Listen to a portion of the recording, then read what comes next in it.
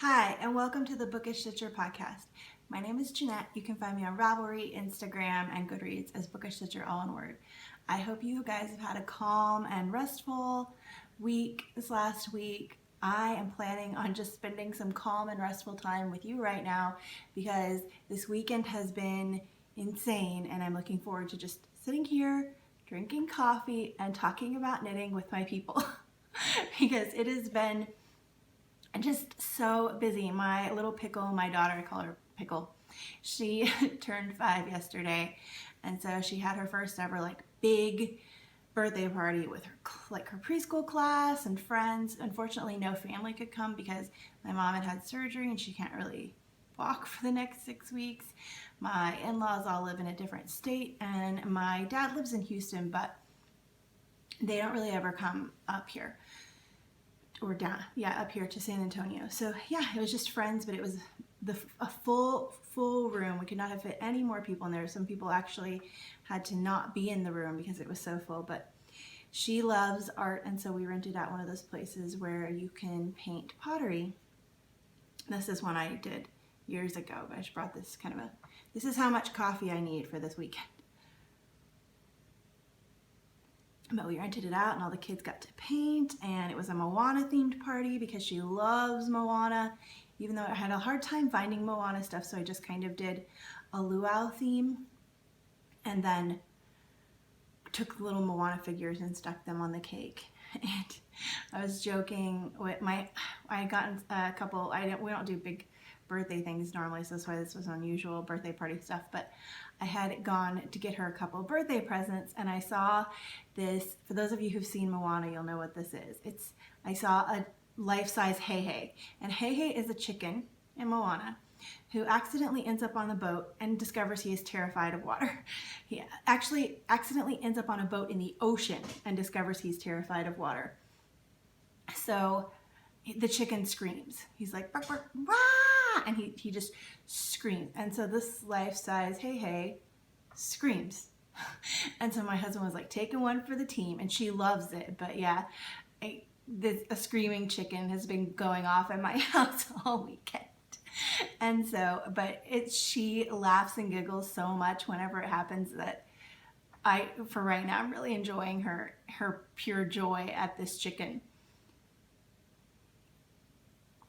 But apparently March is a crazy busy birthday time because she had another party for a friend from her school exactly before hers. They actually overlapped times. The mom scheduled it to where they were almost at the same time and kids were going to have to choose. But then the mom so sweetly moved it up a little bit so her party ended a few minutes after, like a quarter after my daughter's party began. So people stayed at that party and just kind of arrived at my daughter's a little later. So yesterday was crazy, 2 parties all day getting ready. And then today woke up and kind of realized we'd lost an hour because of daylight savings time. So we have another party that as soon as I click the stop recording button on my husband's phone, my daughter and I are off to another party this afternoon. So I'm looking forward to sitting here and just relaxing and talking knitting with you. And then I'm also really looking forward to when that party is over, coming home, putting on pajamas and some Netflix and my knitting and just having that completely relaxed feeling when you know that you're done with a very busy weekend. And having coffee is just huge. I was gonna have tea, but I need something stronger. So now let's talk knitting. I have some finished objects, but they're not, I'm kind of switching it up this week. They're not knitting that I did finished objects, but they're knitting that you can do, because I'm counting these as finished objects because there's a lot still drying, and normally these would go in enabling, but I have other enabling, so I'm counting my dyed yarns as finished objects because I have been dyeing a ton this week and I'm so excited to show you guys. So at Open Skies Yarn on Etsy, it's the yarn that my yarn company name, I dyed up a bunch of yarn this week. So this is the color Finding Neverland. I finally finished the Kate Winslet series. So Finding Neverland, which is browns and purples and pinks and greens. This is scene in the movie in Finding Neverland where the mom, Kate Winslet, is sick and the character Johnny Depp who wrote Peter Pan, kind of recreates this magical Peter Pan world, and they see it through the eyes of, through his eyes, and it just looks like this beautiful, magical place. So there's that. And there were all those kind of colors in the picture. I just drew inspiration off that. And then Revolutionary Road, which is one of my favorite Kate Winslet films. It's very kind of sad and dark, but the movie is so visually stunning. It really does a great job of combining warm colors with cool colors to make just this stunning visual feast for the eyes. So I did, my Revolutionary Road colorway has hints of like a creamy vanilla, and then it has these warm golden colors throughout, and then we have pops of this icy blue, because that's a thing I see a lot in the movie. There's like a creamy neutral color that's like a warm toned neutral, and then there's a lot of golden neutrals, and then she often is wearing like this ice blue dress. And so I just love this colorway. And these two are on my soft sock, which is a 75-25 merino nylon blend with a lot of great yardage. And then I've been dyeing up silk. I have more silk over there drying. I have some silk in the dye pots right now. And this is a happy accident. It's a really pretty color it turned out. I have a colorway called Little Fall of Rain, and the one that's drying is spot on perfect, which is funny because I'm a measurer. I measure it out exactly and write down the formula and everything. So I have a little dye book. And so this is like a happy accident, but it's really pretty. So if you like this colorway, jump on it. I don't know if I can recreate this just because it happened randomly when it shouldn't have. But this is Little Fall of Rain Light, I'm calling it, because it turned out lighter than it should have.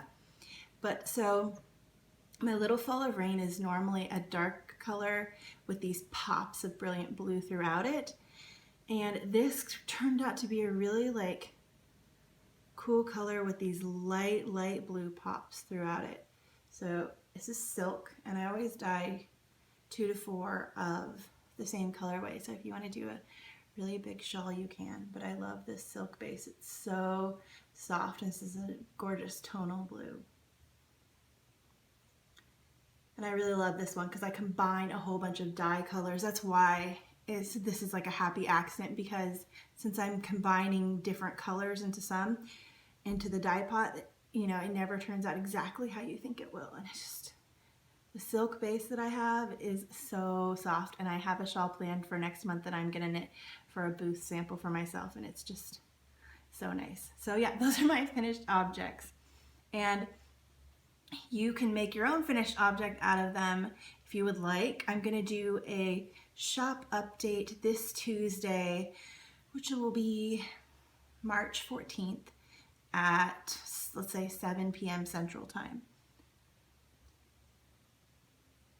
Oh yeah, those are my yarn-related finished objects, and I have a whole bunch more I'm working on because I realized in my head, I have my first ever vending show, which makes me nervous, coming up end of April. So I need to get on dyeing some yarn so I can sell some yarn, so I can buy some more yarn to dye. My friend told me I need to have about 200 skeins of yarn there to dye up. So what do I want to show you first? I think I'll actually show you my new Susan B. Anderson cast on. So this is in a Fat Squirrel Fibers bag. Some lovely little birds. And I cast on for Susan's summer cloth series. So she designed a series of 4 washcloths, and they all represent different features of Wisconsin because she's from Madison, Wisconsin. And this is some Knit Picks Dishy that I have left over, and I realized I have some friends and are having some Ravelry friends that are having babies. One's across the sea and one's right here in Texas.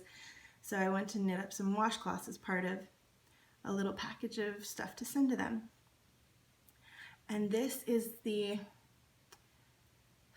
can't remember, it starts with a K, and it's a trail. It's a Wisconsin Kawataga maybe trail, and it's just a kind of textured pattern on this washcloth that I started. And I really like Adishi, and I think I only have enough to make one. So I just cast this on last night. My husband and I are watching one like 40-minute Netflix show, so that's just a little bit that I got done during that. But washcloths are great. And that's the great thing about the month of April for the Susan B. Anderson month is everything I picked out is small except for the one thing, and so I should get everything done and not have any whips left over from this month. And then next thing I'm doing out of some Quince & Co. Chickadee, and it's actually in one of my things that I'm going to show you when I talk about the retreat later, so I'm going to not show that. I did have it in a Mrs. Brown's bag, but I moved it because I was knitting on my couch while watching Moana with my daughter and my husband and my son on Friday night. So this is the 1, 2, 3 Chickadee pattern by Susan B. Anderson. And you take 3 colors of chickadee, which I've never worked with Quince & Co, so it's been fun using it for the first time. And I'm on my second color. And the texture pattern changes from garter stitch to this in the second color, and it'll change again when I add the third color. And you can do tassels on it, and I'm going to do tassels in this gray color, so I'm almost done with the gray, just a few more repeats maybe. So this is where I was last week at this little mochi progress keeper, and that's how much I did this week. So from there to there. And it's very nice and bouncy yarn to work with, so I'm enjoying it a lot. And it's just intuitive. The pattern's very simple and not hard at all. That's my 1, 2, 3 chickadee. And then I decided it's my birthday month. I'm gonna work on whatever I want because I was like, you have a lot of whips. Pick whatever one you want to work on. And so because my husband had given me a new Diana Kocher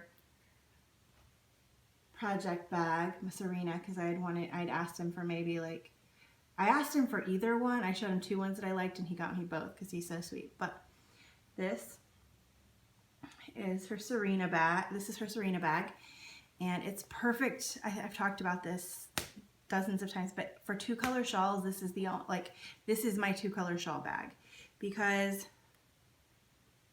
the cake sits so nicely in here. And I show you like that, and you can just button it down and the yarn can feed through here. So it's perfect. And in here is my first, I picked this back up because it's St. Patrick's Day month, and that's my birthday. So in here is my first light shawl by Vera Valimaki that I started in January. And when I showed this to you last in January, I just had 2 of the green stripes. So I was right up here. And so I added, I think, 13 more stripes. I'm almost done with the stripe and ready to put in the first lace section. And then I have the Gnome Knitter Progress Keeper that is see if I can get it to, it's kind of twisted, a shamrock cookie. So I thought that was all, I posted a picture of this on Instagram. I thought that was all perfectly St. Patrick's Day. I should have showed the bag too, but yeah, it's just wonderful. And the 2 yarns that I'm using for this are some Lammy Toes, and it's in the Festive Conifer, which was one of her Christmas colorways, but really it's mostly white, green, with little bits of brown and tiny bits of red. When you look at it, you see white and green, so I thought that would be great. And then I'm using a skein of Hazelnut Artisan Sock in the Shanty Pants colorway. So that is what I worked on quite a bit this week because I just was feeling birthday festive, and my birthday is in 5 or 6 days, and so depending on how you count days, I'm going to keep working on this a lot because I am just feeling very excited about my birthday month. And the last thing was a new cast on because I've been wanting to cast this on for a very long time, and like I said, it's my birthday month. I was just going to cast it on, and this is one of my oldest skeins, I believe, of sock yarn, and this is in a Java Jenny bag, which is my favorite Java Jenny bag that I have because there's clouds, some are sleeping and some are up and smiling. It's just such a fun bag. And on here is a Snow White Matryoshka pin, because inside here I have some turtle pearl yarn in the Snow White colorway. It's just have the one balled up because it comes in 2 packs, kind of like Mush Dust yarn does. And so one is balled up, and I started the sock. And so as you can see, it's a little white, yellow, giant block of red, and a stripe of blue, and then I'm going into the last blue color, which is a navy blue. And I think it perfectly matches the little Matryoshka pin.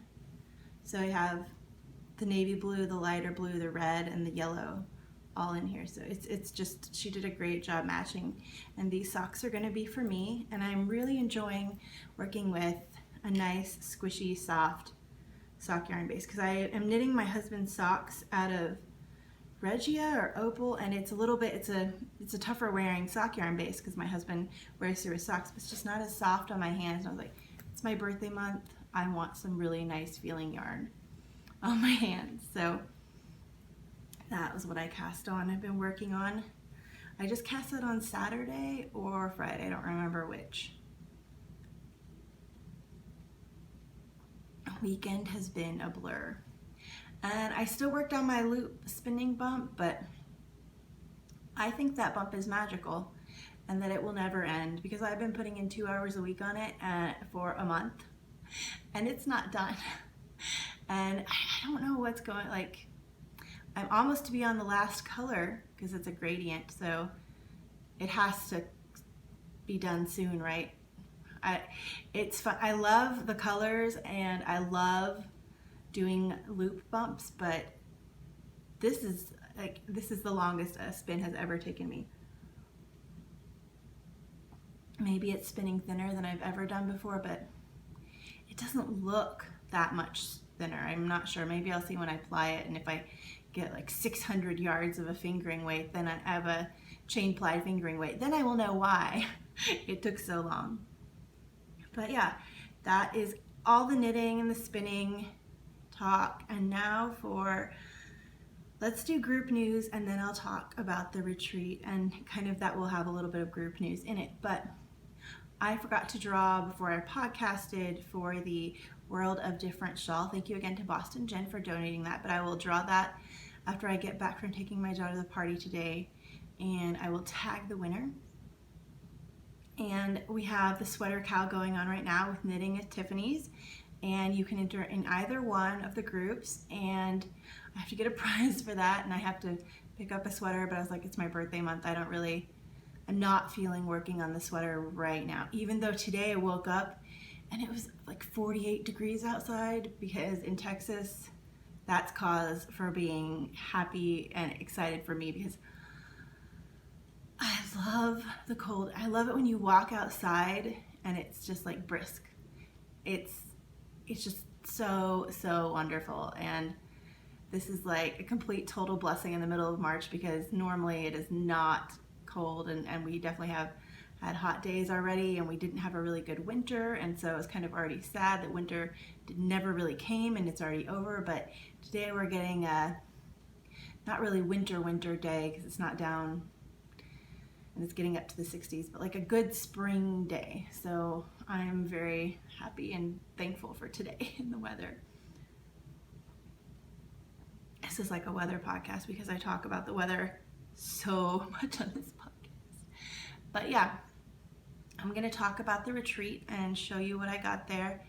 And I forgot to open up the prize thread for the retreat thing last week, so I'll open up this week, and you'll get to see what you're entering for, so that's good.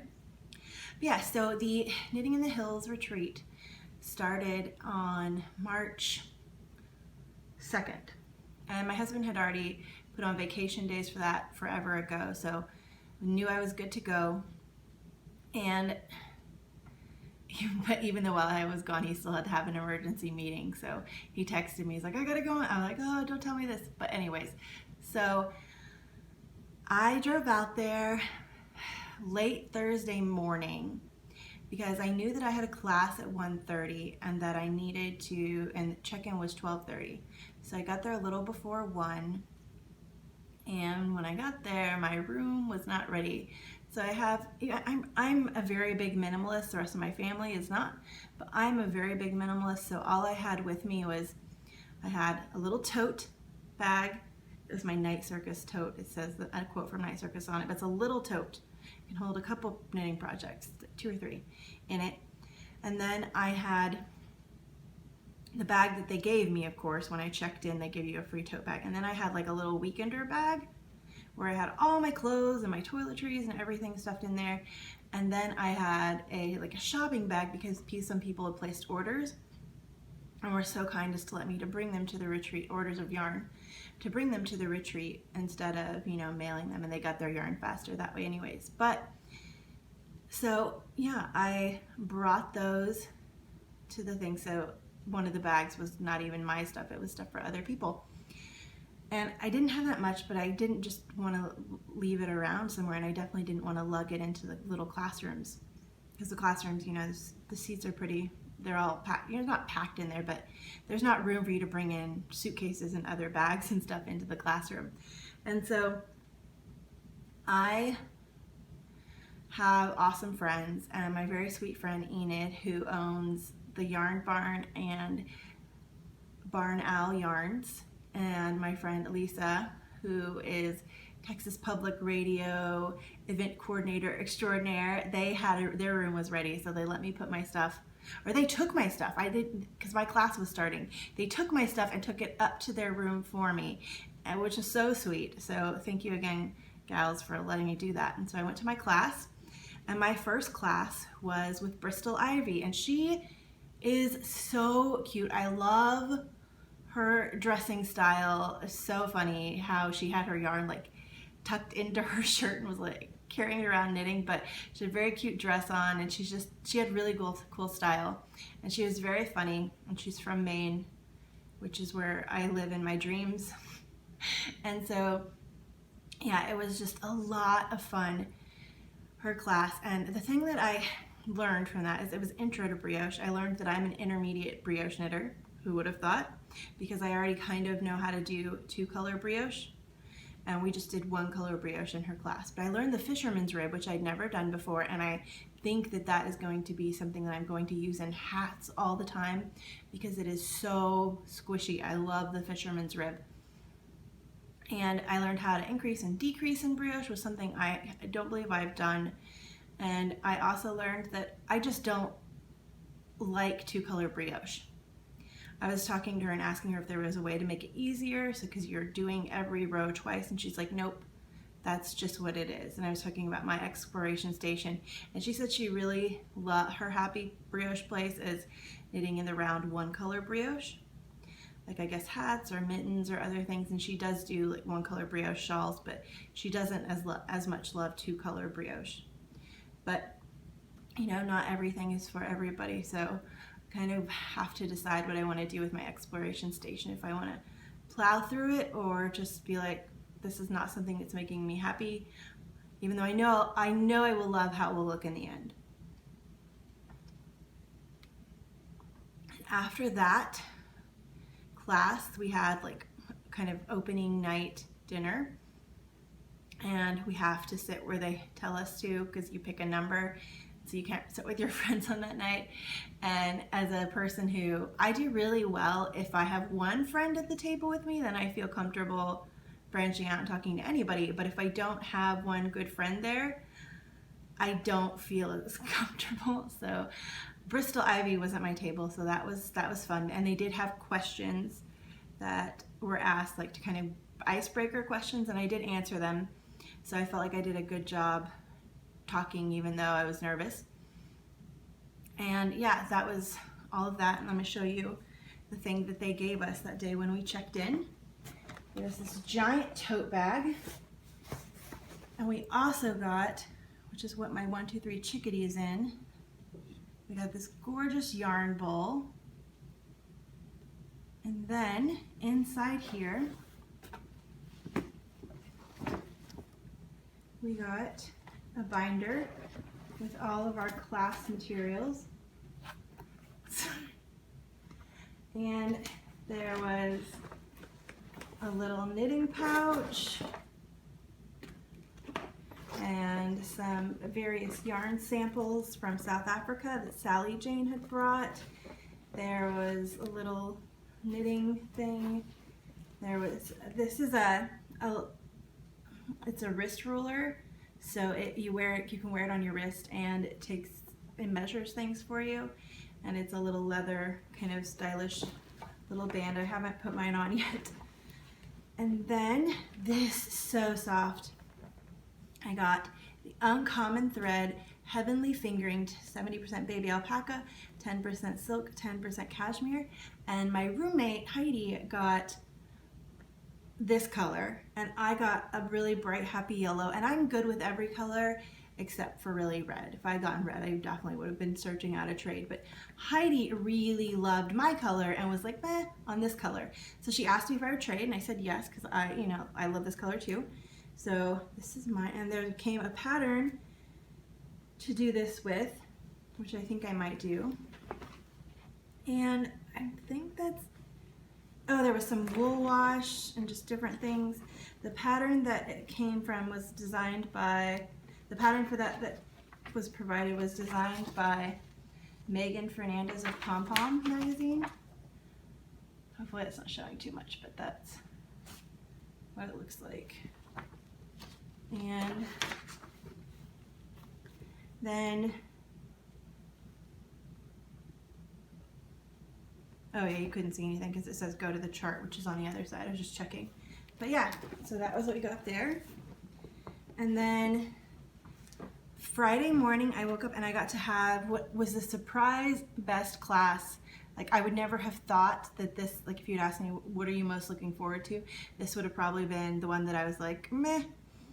Loved it. Loved it, loved it, loved it. And if you ever get to take a class with this person, do it. So Carson Demers, yeah, it depends how you're saying it French, it'd be Demers, but Demers, I heard a lot of people say it differently, but I believe it's Demeurs, and he is an ergonomics person, and he showed us lots of different classes. The one I took was My Achy Hands, and he showed us different wrist flexibility things to do. He was like, who's old enough to know the Stop in the Name of Love song? And I wasn't alive then, of course, but I know pop culture things from all different times because I enjoy music from when I wasn't alive. But so yeah, he showed us these different stretches we can do. And he also had this really amazing idea, which I am definitely going to implement. He said if you're doing like a giant, like my Be Kind shawl that by the end had almost 600 stitches on it, you're sitting down, not moving, and in a certain position for a very long time in those rows.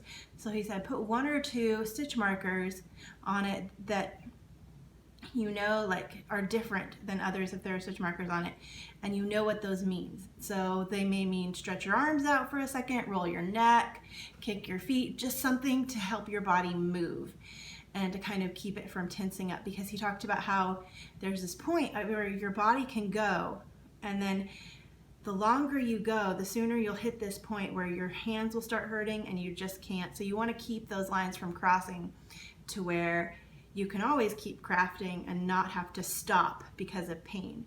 So the class was brilliant. He had so many helpful ideas. That was just 2 of the like countless ones he gave. And he has a new book coming out end of March, I believe, and it's like Aeronomics for Knitters. But you can find him. His Instagram is ErgoIKnit, so ERGOI knit. And I would definitely recommend going checking that. He'll probably announce on there when his book is coming out. And then I just hung out with friends the rest of that day, and Friday night we had a high tea service, and that's where I got that gorgeous teacup that I showed you last week. And they also gave us these little bags. It was Tea Embassy, the owner of Tea Embassy, or the starter of the company of Tea Embassy was there, and she gave a very detailed speech, which I already knew, because I'm a tea drinker, I already knew about 90% of it. of what tea is, the history of tea, what tea does for you. And so I imagine if you had never heard anything, like didn't know what tea was, that it would be a ton of wonderful new information for you. But I think a lot of us are probably already tea drinkers, so we know a lot about the benefits and what tea is. But yeah, so we had high tea in those gorgeous cups. And then I got tea in the marketplace for you guys and for me. So I'll show that in a little bit. And then Saturday, I had class with Susan B. Anderson, the sheep class. My sheep is sitting over there, not really finished much beyond what you saw, and I got to interview her. And then we went to it sounds so fancy, but I mean, I guess it might be for some people, the yacht club. It's just like a little area where off the resort where they have the dinners, like the bigger people, like it can put more people in, it can fit more people. And so we went there and the food was pretty good. And the speaker was, I'm gonna get this wrong because I did not know who it was, and everybody's like, you don't know who that is? And I think they told me last year and I forgot it. Vicky Howell? I don't know TV knitting celebrities, but apparently she's a big celebrity in TV knitting. Her name is Vicky Howell. And yeah, I enjoyed her talk. I really enjoyed the part before her talk. Suzanne, is it Suzanne or Susan? I think it's Suzanne, who owns Hill Country Weavers. Her family came up and kind of told tall tales of her life, which weren't actually tall tales, but so funny. Her family was hysterical. Her sister and her niece told stories and picture slideshows, and that to me was just a great part of the evening, getting to know a little bit more about her. And just I laughed so much, and that's really the best part to me, is sitting there laughing and doing all that. And then after that, the market was open for a little bit. So I'll show you what I got at the market, because the next day was Sunday and we just kind of left and went home and everybody got the plague. I think 25% of the people at the retreat left sick with the flu.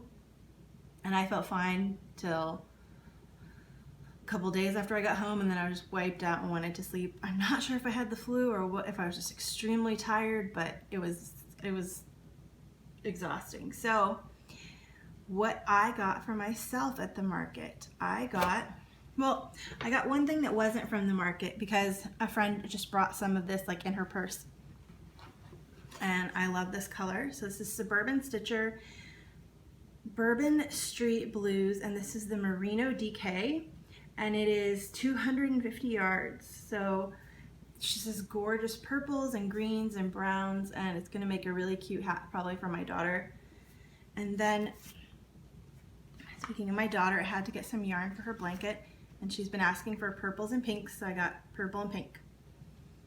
And then for me, I got some tea. Got 2 teas for me. The lemon chiffon rooibos and a C.S. Lewis tea blend. And I have a blueberry one I got too. It's really good. So there's the tea embassy. And then I got this, this is my favorite worsted weight yarn, and this is my second time owning it. So I had birthday money, and I was definitely going to treat myself to this. It is I'm trying to look at the blend. I believe it's just 100% 21 count merino.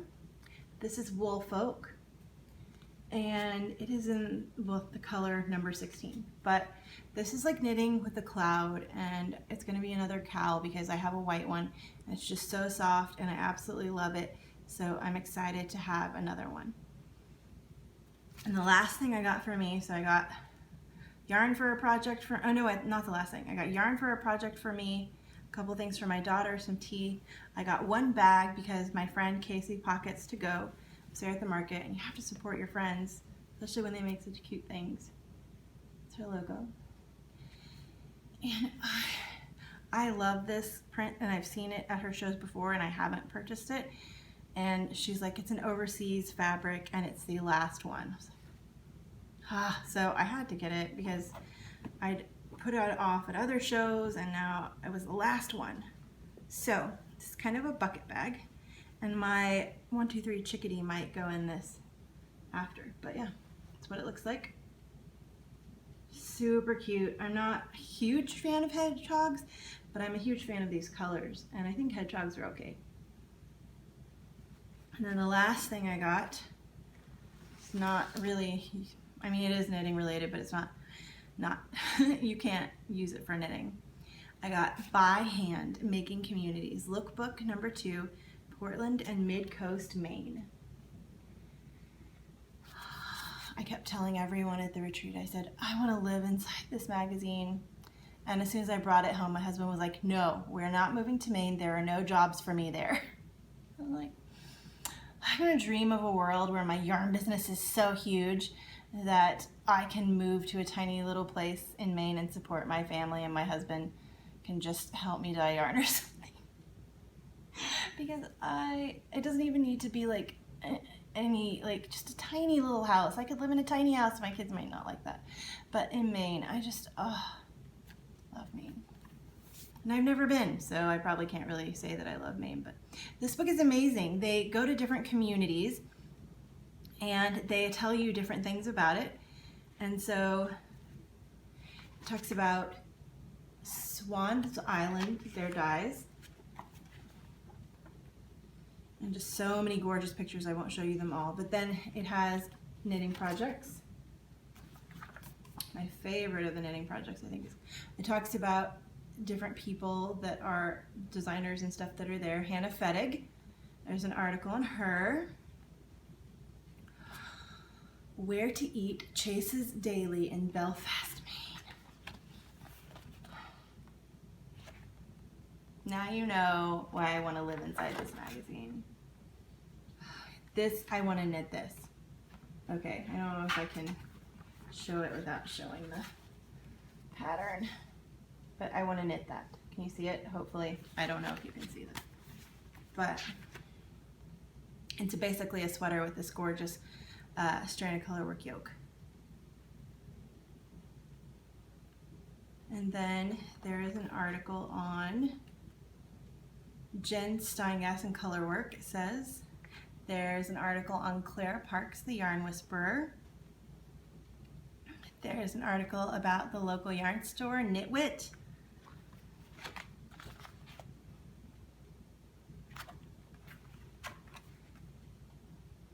There's a recipe for cinnamon swirled orange bread, and I love anything with orange in it. Orange just adds a refreshing lightness to baked goods to me. It's just so neat.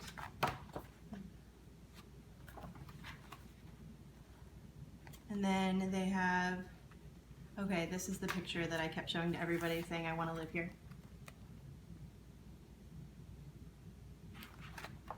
Whenever you're stressed, you just buy it. If you have this, you can just look at this picture and breathe the calmness. But different dyers, they have other dyers in here. They have, if you have to take a day trip to this preservation farm, they have a thing on Bristol Ivy, and just more and more stuff from all over these areas. There's the knitting needles and notions pouches. There's a thing on Twig and Horn lanolin soap. There's on this company Matter Root, which does hand printed fabrics, which is gorgeous. I'm definitely going to have to check out their stuff. There's sewing projects. There's another knitting project for an Afghan. There, it talks about Quince & Co. There's this gorgeous pattern for these mittens with embroidery on them. There's a sock pattern, and it talks about how like fiber artists that recreate pictures using fiber, which is stunning. And then it talks about the author and the photographer and where they're going to go next. So this is the second issue. I don't remember the first one, but Nashville, Puget Sound, Denver, British Columbia, Great North Lakes, or the Great Lakes region, and then Northern California. So I definitely plan on picking up ones that correspond to areas that I would love to go, because now if my dream comes true of someday going to Maine, those of you who live in Maine are so lucky. But, so if my dream comes true someday of renting a little Airbnb cabin in Maine for a while and just taking books and tea, then I will have a roadmap to Maine that I can follow. I just want to hug this. So yeah. Oh, it's super late. So let me show you the prize I have for you guys. And like I said, this is a birthday thing. I used some of my birthday money. I'm such a silly person. I have all my birthday money and I divided it up into envelopes of knowing, like, okay, I have this retreat, I have this fiber festival, and this is the money I have, and this is for this, and this is for this, so that I would have, you know, different amounts. So I made sure I put up some of the stuff that I'd wanted for myself at the market so I could get you guys a prize. So for you, because we're all readers, well, most of us are readers that watch this, we have a C.S. Lewis tea blend tea. We have this stunning skein of Mad Tosh, and it is in their horoscope colorway. It's a Tosh Merino Light, which is this wonderful singles, which would be great for a cowl. This speckled looks wonderful in a cowl. So there's that. And then a bag from my wonderful friend, Casey's Pockets to Go. She was the main bag maker there, so I got this from her. So I got 2 bags, one for me and one for you. And I just thought these went really well together. And thank you to my friend Dina for helping me decide on the base of yarn. So that is the prize. And the prompt for that will be, oh, okay, what did I say the prompt would be last time? I don't remember what I said the prompt would be last time. Oh, it was going to be why I create. Okay, that's fine one. I have 3 other prompts in my mind. Like, I'm constantly having ideas for prompts pop in my mind. Like, I have some really good ones coming up, so I keep like, oh, I want to use that one. But tell me why you create. So that's the prize. And then now the book for this week, because the birthday party my daughter and I are going to has already started. I told them that it might be a little late because we lost an hour today. I didn't realize that we woke up and it was later than I thought with daylight savings time. So book today is a teen, I guess, but I got this in the owl crate that I talked about. This is the one that kind of got me into that, and this is Vassa in the Night, and it is an urban fantasy take on the Russian folktale Vasilisa the Beautiful. And I have never read Vasilisa the Beautiful, which is terrible because my, love of Russian folklore, so I need to go and read that. But this book was odd. So if you have read other books that I've recommended, like Deathless or Bear and the Nightingale, and you love those, you might like this. Or if you like really odd, kind of creepy books, then you might like this. So Vassa in the Night. There is, I did recognize a lot of because I read a lot of Russian folklores.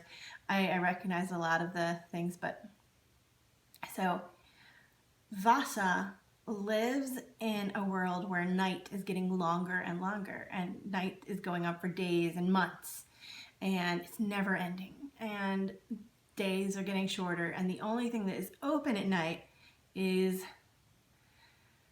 so the Russian folklore called Baba Yaga, but I believe it's just called Baba Wise or B Yagas or something. It like shortened it into a different thing. So it's a convenience store that is up on chicken legs all the time, and you have to perform this little dance, and then the chicken legs will kneel and the store will lower, and then you can go in. But Baba Yaga is an old witch, and if she thinks you're about to steal something, she will chop your head off and mount it on a stake in front of her store. And so Vasha has lost friends that way. But Vasha has a secret. Her mother or someone left her with a wooden doll that to all appearances looks lifeless wooden doll. But this wooden doll is magical and eats like a bear. and also has a proclivity towards stealing things. So everybody thinks that Vasha's stealing things, but it's really her doll. And so her stepsisters always accuse her of stealing things. And one night, they've run out of light bulbs because the night never ends. And the mean sister says to Vassa, she says, why don't you go to Baba Yaga's and go buy us some light bulbs because it's the only thing that's open. And the sister and Vasha's feeling defiant, so she says, fine, I will. And so she leaves knowing that she'll probably die because nobody ever really comes out of that alive. And she goes up there, but because of something magical that happens within, because Vasha kind of has this own magic that she doesn't know, Baba Yaga is not quite able to kill her like she would like, and she gets hired on there as an employee, and Baba Yaga's hoping that she'll make a mistake sometime throughout her working there for 3 days and she'll be able to kill her. But all this magical crazy stuff happens while she is working at this crazy chicken leg convenience store. And so if that sounds interesting to you, I think I gave it a 3 stars. To me, 5 stars is like excellent, most amazing. 4 stars is a really great book. 3 stars is it was good. 2 star, it was like good, it was okay. 2 stars is like, it was starting to border on bad, and 1 star is rare for me, and it means like horrible. So I gave this a 3 stars. I would say get it from your library if it sounds interesting to you. And yeah, that is Vassa in the Night by Sarah Porter. And so that's everything I have this week. I need to clean up this giant mess in front of me and sprint out the door with my daughter. The party's like 5 minutes from our house, so that's good. But yeah, until next time, I hope you guys have a wonderful week and that you get to do all the things you love. Okay, bye guys.